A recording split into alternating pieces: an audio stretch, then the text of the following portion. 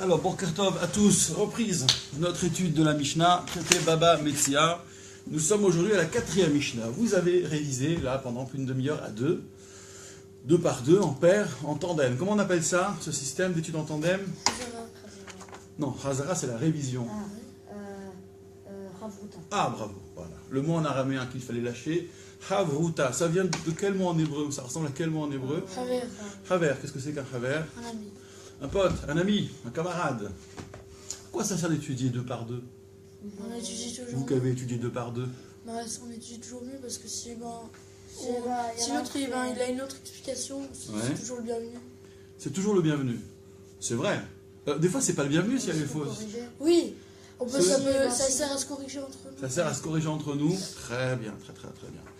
Il y a aussi que pour rechercher la vérité, ça veut dire la vérité le plus possible et le mieux possible, il faut pouvoir penser contre soi-même.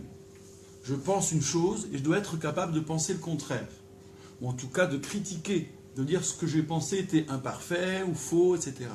Quand on est tout seul, penser contre soi-même, on appelle ça l'autocritique, c'est un peu difficile.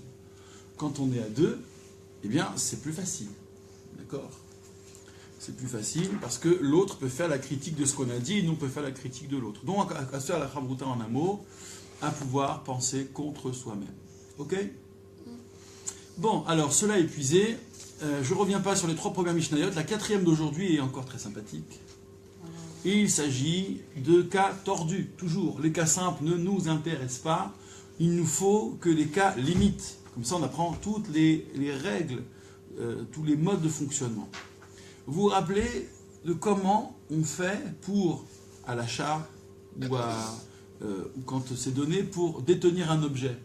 Est-ce que dans le commerce, d'après la Mishnah, lorsque je suis intéressé par un objet et que je le paye, est-ce qu'il m'appartient cet objet? Pas encore. Non, pas encore. Même pas du tout. Il y a peut-être un engagement quelque part, on verra. Mais en tout cas, l'objet ne m'appartient pas. Qu'est-ce qu'il faut? Il faut un kinyan, une acquisition, un geste concret. Alors on a vu quoi comme kinyanim au pluriel? On a vu... On a vu qu'on pouvait soulever un objet. Alors soulever, comment on appelle soulever en hébreu? Hagba. Ah, où est-ce que vous avez entendu le mot hagba? À la Torah. Oui, Quand on lève la Torah. exactement. Quand on lève la Torah comme ça, hagba. Eh bien, c'est le même principe. D'accord? Je veux acquérir cet objet, je le soulève comme ceci, hagba. Très bien, 3 points, 3 tefachim, donc environ à la louche 30 cm. Ensuite, autre possibilité, par exemple pour un animal. Pour un animal, on pourrait ou le tirer ou le chevaucher. Alors, Il faut qu'il avance. Oui, mais c'est ça, c'est le faire avancer. On va prendre le principal qui est tiré, parce que c'est ça le modèle, chevaucher, c'est une imitation de tirer. Je tire l'animal, il avance d'une patte avant, d'une patte arrière, et on appelle cela Meshicha. Meshicha, le fait de tirer. Bon, il y en a d'autres, bien sûr, et parmi ces autres qu'on va découvrir aujourd'hui, il y en a un qui est le plus surprenant, en fait, le plus intéressant, je pense, c'est l'acquisition par mon espace. On appellera ça en hébreu kinyan hatser. L'acquisition par le hatser. Qu'est-ce que c'est qu'un hatser en hébreu? Hatser.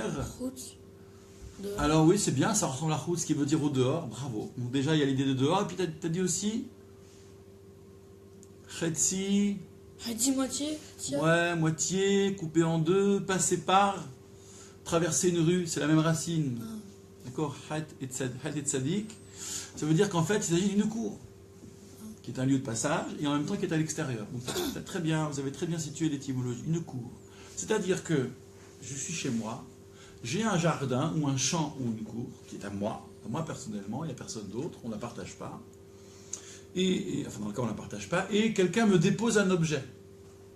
Il m'appelle ensuite, tu sais, je t'ai déposé tel objet. Celui que tu m'as payé, je te l'ai déposé.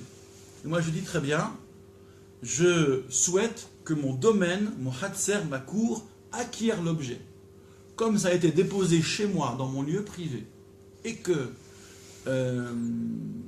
cet objet ne bouge pas, qu'il est là, qu'il ne peut pas sortir de lui-même, puisque c'est un objet inanimé de ma cour, alors ma cour a acquis pour moi.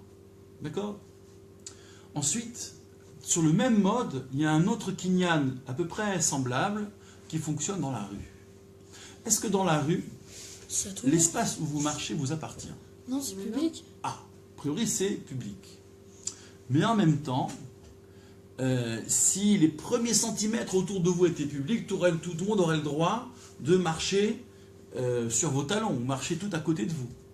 Or, un espace personnel. La vie en société fait que, à part quand c'est le métro, l'heure de pointe ou les grands domaines publics, on verra justement, la vie en société fait que les gens n'approchent pas trop de votre espace vital, on va l'appeler comme ça. Et ouais. Donc quand vous êtes dans la rue, en réalité, il y a un espace qui vous est réservé, de fait, pas en droit, mais en fait. En droit, il ne vous appartient pas, vous êtes dans la rue. D'accord, la rue n'est pas à vous. Hein. Même si vous vous garez, ce que je ne vous souhaite pas, que je ne recommande pas n'importe comment, et qu'on peut dire, mais quoi, la rue est à ta mère, là, ici, la vérité, c'est que en droit, selon les règles, cet espace ne vous appartient pas. Mais en fait, personne ne va venir s'asseoir pile à côté de vous, là, tout collé contre vous, ou bien marcher tout à côté de vous. Chacun va respecter l'espace de l'autre, c'est normal. Quand on est trop près, quand quelqu'un est trop près, on a tendance à remettre de la distance. D'accord? Quelle est la mesure de cet espace? Nos sages ont fixé 4 coudées. C'est-à-dire un carré de 4 coudées sur 4 coudées. Une coudée, c'est 6 points, vous vous rappelez, 6 tefachim. Lorsque vous posez la pointe du coude et que vous y alignez donc la pointe du majeur, vous avez en théorie l'équivalent de 6 de vos propres points. Bon, si on considère qu'un tefar, un point, ça fait 8 selon les uns ou 10 cm selon les autres, une coudée, ça fera 6 x 8 ou 6 x 10. 6 x 8, ça fait 48. 48. 6 x 10, ça fait 60. Bon, ou l'un ou l'autre. En tous les cas, à peu près un demi-mètre. Donc 4 coudées, ça va faire combien? Un carré de 4 coudées d'arête. Un carré de 4 d'arête. 4 coudées, ça va faire à peu près 2 mètres. 2 mètres? 2 mètres par 2 mètres par 2 mètres. D'accord, enfin 2 mètres de longueur et 2 mètres de largeur, un carré. Et vous, au milieu, au centre du carré, à l'intersection des diagonales, vous êtes dans votre domaine le point haut.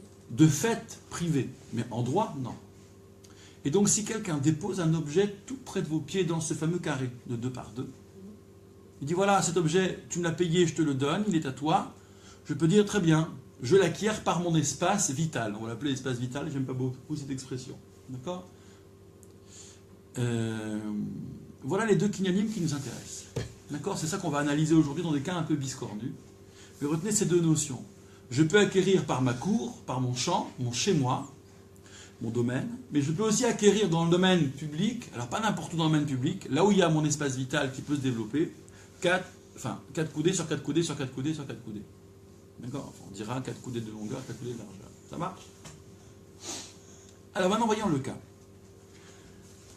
Donc là, on a 2 bons hommes qui vont se disputer. Le scénario est le suivant. Soit il y a des témoins pour attester de ce qui s'est passé, soit les 2 ont la même version du récit. D'accord? Il n'y a pas de contestation, c'est pas Shnaim Ochazin Batalid. C'est pas le cas de la première Mishnah ou des suivantes.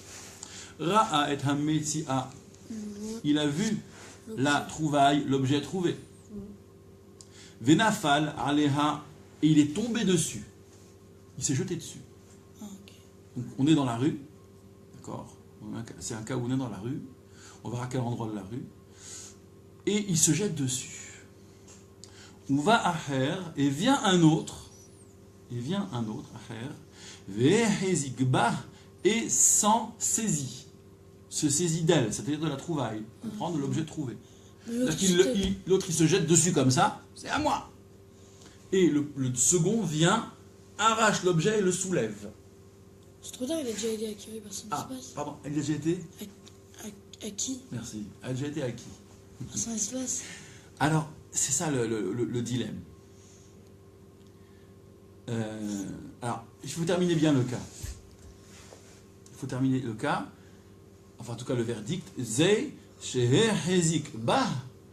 C'est celui-là qui a saisi l'objet, donc qui a fait un vrai kinyan normal, en le soulevant. Zacha va, qui l'a gagné. C'est-à-dire que l'autre qui s'est jeté dessus n'a rien acquis. Ah bon? Ah bon, alors comment c'est possible? Après tout, il s'est jeté dessus. Il a montré qu'il voulait cet objet. Quel serait son mode d'acquisition? Ce serait sans doute les 4 sur 4 sur 4 coudées. Mais c'est plus important d'acquérir avec... Alors, soit on dit qu'il y a une hiérarchie, il y a un ordre, il y a un kinyan qui vaut mieux que l'autre, mais ça, ce serait vraiment délicat. A priori, on n'a jamais entendu une chose pareille. Soit, en fait, c'est de dire que celui qui se jette dessus, en fait, n'a pas fait un kinyan. Il a fait un truc bizarre, mais qui n'est pas un kinyan. Alors, c'est comme ça que certains vont expliquer. Il y aura deux explications sur cette affaire. Première explication, c'est qu'en se jetant sur l'objet, il n'a pas fait le kinyan normal, qui est de se tenir près de l'objet en disant « c'est à moi », puisque c'est dans mon espace vital. D'accord ? Il y a un objet qui est juste, comme dire que je vois au lointain, je m'en rapproche, je me mets à côté, il est dans mes 4 coudées, et je dis « c'est à moi ». Ani Zachitiba. D'accord ? Et là, non, il se jette dessus. Donc il montre par là qu'il n'a pas voulu faire le kinyan que nos maîtres ont prévu, car cette histoire de 4 coudées, ce sont les maîtres qui l'ont inventé, qui ont utilisé cette situation de fait, à savoir que les gens ne viennent pas me piétiner près de moi, il y a un monde espace vital qui existe dans les faits, et donc ils ont utilisé cette notion-là, ce constat-là, pour dire, bon, ben, un objet qui est posé là, dans mon espace vital, il est à moi. Mais l'autre qui se jette dessus, il montre qu'il s'en fiche de cette définition, et il le fait n'importe comment. Donc en fait, comme son kinyan est irrégulier, d'accord, parce qu'en se jetant dessus, il montre que se tenir près de l'objet ne suffit pas. Donc il fait un grand n'importe quoi. L'autre qui fait un vrai kinyan, qui existe bel et bien, ça va prendre l'objet, le soulever en disant Ani Zachitiba, et bien ce deuxième-là est forcément gagnant. Mais c'est pas gentil de l'arracher des mots de l'autre. Non, c'est pas gentil, ouais. C'est pas gentil, mais il y a des règles. D'accord, il y a des règles. C'est-à-dire que c'est bien la question que tu poses. Regardez, la remarque que fait Hillel, elle est excellente. C'est que vous êtes juge, enfin, sans être féru de Mishnah, vous ne connaissez pas très bien les us et coutumes d'après la Mishnah, ou les lois de la Mishnah. Et vous vous dites, bon, il y en a un qui s'est jeté dessus. Bon, ben ça y est, c'est à lui, point barre. D'accord ? Il s'est jeté dessus, et l'autre qui le prend derrière, c'est un filou. D'accord ? Mais en réalité, le kinyan, l'acquisition, comment ça fonctionne ? Qu'est-ce que ça veut dire acquérir un objet ? La propriété, qu'est-ce que ça veut dire, la propriété ? Tiens, on va réfléchir sur cette notion. Un jour, vous me ferez l'amitié de lire Rousseau, c'est très très lisible d'abord, et vous verrez ce que Rousseau pense de la propriété. Alors qu'est-ce que c'est que la propriété ? Définissons simplement la propriété. C'est à toi et que personne n'arrête de le prendre, et que tout ce qui est à côté, c'est... C'est à toi, et personne ne veut te le prendre. On va dire en mot simple, c'est très bien. Ça veut dire que les autres considèrent qu'ils n'ont plus de part là-dedans. Ils sont d'accord avec toi que c'est à toi. Et oui. C'est-à-dire que la propriété, je ne suis pas seul à la décider. La propriété, c'est je considère que c'est à moi et je profite du fait que tout le monde est d'accord avec moi que c'est à moi. Et oui. Sinon, ça ne marche pas. Je ne peux pas être tout seul à décider de la propriété. Sur une île déserte, je peux dire le sable est à moi, évidemment il n'y a personne pour me la contester. Est-ce que c'est la propriété ? Oui et non. En théorie oui, mais cette propriété je ne peux pas l'exercer. La propriété par définition cela s'exerce. C'est-à-dire que dans le réel, nous sommes deux sur l'île déserte, il y a quelque chose qui est à moi, il y a quelque chose qui est à lui, ce qui est à lui est à lui, ce qui est à moi est à moi. D'accord ? Chez Eli, et chez l'art, chez l'art. Ce qui est à moi est à moi, ce qui est à toi est à toi. Ça rappelle une certaine Mishnah d'ailleurs. Nous verrons d'ailleurs sur cette autre Mishnah plus éthique. Bon, donc pour qu'un objet soit à moi, quand il appartient à personne, quand il est dans la rue, il faut que tout le monde soit d'accord sur ma manière d'acquérir. Mais si je ne respecte pas les règles de l'acquisition, les autres ne sont pas d'accord.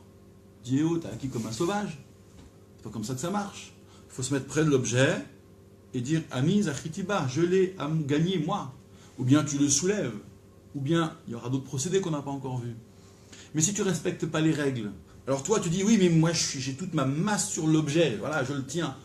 C'est bien joli, mais les autres ne sont pas d'accord avec toi. La propriété, ça passe par ton sentiment et le sentiment des autres, que c'est à toi et qu'eux ne peuvent plus rien réclamer. D'accord ? Donc voilà comment ça se passerait ici. Celui qui s'est jeté dessus n'a pas respecté les règles du kinyan. Autre explication, qui n'a rien à voir, qui dirait, en vrai, ce bonhomme, en se jetant sur l'objet, il a acquis l'objet. En tout cas, c'est la manière presque régulière. Ça ressemble au fait de se trouver près de l'objet, de l'avoir dans son espace vital. Mais quoi? Il s'est jeté dessus dans un endroit où, dans la rue, ça ne marche pas. Le coup des 4 coudées ne marche pas partout dans la rue. C'est ce que j'évoquais tout à l'heure en introduction. Alors, si on réfléchit à la logique de la chose, moi en espace vital, personne ne vient me marcher dessus, à quel endroit ou à quel moment dans la rue ça ne marcherait pas, ça? Au plein milieu de la route. Oui, plus encore. Vous avez déjà pris le métro, vous, à Oui, Paris? Les endroits publics, dans les trains. Oui, là où on est serré comme des sardines. Quand vous êtes dans le métro, personne n'a d'espace vital. D'accord? Vous arrivez de bon matin, vous avez les narines dans l'aftershave de celui qui est serré contre vous, vous pouvez lire le journal de la dame, vous pouvez entendre la petite vieille qui parle fort, le gars qui vous réclame des sous, etc., etc., le contrôleur, le cas échéant, mais on est complètement serré comme dans des boîtes. Vous avez des lieux publics, pas seulement le métro, le RER le matin à certains endroits de Paris, mais vous avez des lieux publics où on se marche dessus littéralement. D'accord? Et donc là, il n'y a pas d'espace vital. Donc cette notion ne marche pas puisque dans les faits, il n'y a pas d'espace vital. Et là, d'après certains, je crois que c'est Rambam, je vais vérifier, il s'agirait d'un cas où, et donc les deux lectures sont très différentes en fait, il s'agirait d'un cas où on est en plein milieu d'un espace confiné où, d'ordinaire, les 4 coudées ne s'appliquent pas, lui s'est jeté sur l'objet, ça ne vaut rien, l'autre vient et soulève, il fait un kinyan en soulevant l'objet, ça vaut quelque chose. D'accord? Donc je résume, on a sur cette affaire 2 explications. Le cas est, un homme se jette sur l'objet, on va l'appeler Réhouven, Shimron lui arrache l'objet de dessous lui et le soulève. Shimron, on va l'appeler Shimron. Shimron dit, j'ai gagné l'objet, la Mishnah dit, c'est à Shimron. Pourquoi? 2 explications. Soit on dit que, en se jetant sur l'objet, il n'a pas respecté les règles du kinyan, et les sages ont donné une forme à ce kinyan dans la rue, les 4 coudées, et lui il fait ça n'importe comment. Or, pour qu'un kinyan marche, il faut que tout le monde soit d'accord sur la pratique, la forme du kinyan, lui et les gens. Ou bien on va dire que non, en réalité, sa façon de faire, ça peut marcher comme kinyan des 4 coudées. Ça pourrait marcher, mais quoi? Il se jette sur l'objet dans un endroit du lieu public où, d'habitude, on est tellement confiné, tellement serré, que les 4 coudées ne s'appliquent pas. Ça marche? D'accord. Vous retenez qu'il y a 2 explications sur cette Mishnah? Okay. Et que la différence entre les deux, c'est quoi? C'est de savoir si en me jetant sur l'objet, je fais un bon kinyan ou pas. Ouais. Si je suis sur les côtés du domaine public, là où il y a de l'espace, oui. D'accord? Ou dans des petites rues. D'après la première explication, si je me jette dessus, je n'ai pas acquis. Mais d'après la deuxième explication, si je me jette dessus, j'ai acquis. À part si dans un endroit public ou... Voilà, à part si, d'accord. Vous avez compris l'idée? Donc c'est souvent comme ça dans la Mishnah, selon l'explication que vous donnez, vous avez des différences théoriques très importantes. Et là, sur le fait de se jeter en lieu et place d'acquérir par la proximité dans mon esprit avec l'objet, vous aurez donc sur l'explication 2 résultats différents. Je continue. Maintenant, c'est la Sefa, la deuxième articulation. On a vu la Recha. Recha, vous vous rappelez? Dans la Mishnah, qu'on fonctionne toujours sur le mode Recha, Sefa, point A, point B. C'est toujours une Mishnah en 2 points. Recha vient de Roche, qui veut dire la tête. Sefa vient de Sof, qui veut dire la fin. Donc, première articulation, Recha, c'est ce que nous venons de faire. Maintenant, deuxième articulation, Sefa, c'est ce que nous allons faire. Donc là, on a le cas d'un homme qui est dans son jardin, dans sa cour. Et, au miracle, il voit quelque chose. Ra'a otan ratsin. Il les voit courir. Ahar metsi'a. Après une trouvaille. Alors, il les voit courir après une trouvaille. C'est-à-dire, un homme, un propriétaire, voit 2 bons hommes cavaler après un objet. Alors, l'objet, normalement, ne se déplace pas, mais là, on va imaginer soit un objet qui est posé chez moi, qui a été posé chez moi, qui a été perdu chez moi, soit un objet qui bouge. Qu'est-ce que c'est qu'un objet qui bouge? C'est un animal. Et un animal n'est pas exactement un objet, d'ailleurs. On dirait qu'à plein d'égards, l'animal n'est pas un objet. En tous les cas, je les vois courir, mais ce n'est pas n'importe quel animal. Ahar tsevi shavour. Après un... Qu'est-ce que c'est qu'un tsevi en hébreu? Un cerf. Un cerf? Un cerf. Comment ça? L'animal. Ah, le cerf avec les cornes. Oui, comme Bambi, comme dans Bambi. Ok. Chavour qui est cassé. Qu'est-ce que c'est qu'un cerf cassé? Parce qu'il a les bois cassés. Les Bois. Non, les bois non, parce que ça ne change rien à sa course, mais surtout il a Il a une patte. une ou plusieurs pattes cassées. Donc il ne peut pas s'échapper en fait de mon champ. D'accord? Ou en tous les cas, si moi le propriétaire je veux l'attraper, je peux l'attraper. Il est à toi. S'il n'est que de passage, mon champ n'acquiert rien. D'accord? Parce que si c'est comme ça, peut-être que, je sais pas moi, l'avion qui passe au-dessus de mon jardin, je peux l'acquérir. Hein. Je ne sais pas si vous vous souvenez. En région parisienne, si vous êtes près de Roissy, l'aéroport, vous avez des avions qui tournent au-dessus de votre tête, ou près du Bourget, ou de Orly. Et donc, non, ces avions ne vous appartiennent pas. En revanche, quelque chose qui est déposé dans mon champ et qui a été oublié, perdu, et que personne ne va réclamer, c'est à moi si je le veux, si je le déclare, par exemple. Mais un animal qui passe, qui ne fait que passer, que je ne peux même pas attraper, mon champ ne peut pas le saisir. En revanche, si l'animal est un peu boiteux, et ça fait que si moi je lui cours derrière, je peux l'attraper avant qu'il ne sorte de mon champ, je peux dire « Ah, mon champ acquiert l'animal ». Et donc ces deux bons hommes qui lui courent après pour le trouver, pour lui faire peut-être la shrita s'il est encore cachère, ça dépend où la patte est cassée, et ensuite le manger, ou bien le vendre, ou bien utiliser sa peau, que sais-je. Il est à personne ce cerf. Et puis donc il passe par mon champ. Il y a deux qui viennent, qui lui courent derrière, et moi je dis « Eh, c'est à moi ».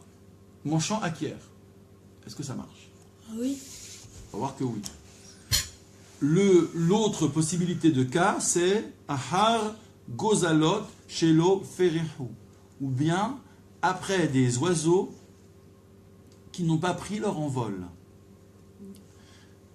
Alors soit qu'ils ne peuvent pas, soit ils sont trop petits, soit ils sont trop tranquilles. À vérifier. Mais en tous les cas, je peux les attraper.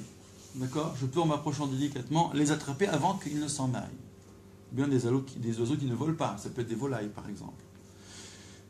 Et Amar et le propriétaire du champ dit Zachetali Sadi. Il a gagné pour moi mon champ. Il acquiert pour moi mon champ. Alors, Zachetalo, son champ a gagné pour lui. D'accord? Par contre, la réciproque, Hayat Sevi Ratz Kedarko, le cerf courait comme son habitude, normalement. Ça veut dire qu'il n'a pas les pattes cassées, il court très bien. O Shahayu Gozalot Mafrihin, ou bien que les oiseaux, les volatiles, on les appelait les volatiles, volaient, d'accord, battaient des ailes. Donc si je leur cours derrière, je ne les attraperai pas. Donc ils ne sont vraiment que de passage. Mais Amar, et cet homme dit Zachetali Sadi, on est à la barre des poursuivants. Mon champ a gagné cet animal. Lo Amar Kloum, il n'a rien dit, ça ne vaut rien. Donc c'est ces deux-là qui lui courent derrière, qui peut-être vont l'attraper, qui gagneront, en tout cas le premier qui se sera saisi l'animal, qui gagneront l'animal. D'accord? Bon, c'est très simple. Vous voyez que c'est un cas biscornu, mais ça nous permet de comprendre comment ça fonctionne, l'acquisition par le Hatzea, par la cour, on peut dire le champ, on peut dire le domaine, d'accord, comme vous voulez. Ça marche? Bon. On va relire une bonne fois pour toutes cette Mishnah pour bien l'intégrer, et ensuite vous réviserez. Donc vous vous rappelez qu'il y a une Recha, une Sefa, ça comme d'habitude, que sur la Recha on peut avoir deux explications, ça il faut le retenir de mémoire, et que dans tout ça on a analysé le Kinyan par l'espace, soit mon espace vital dans la Recha, soit ton champ. 4 coudées sur 4 coudées, soit mon domaine, mon champ, ma cour dans la Sefa. Voilà le plan de la Mishnah. Relisons pour bien maîtriser les mots. Allez, ensemble.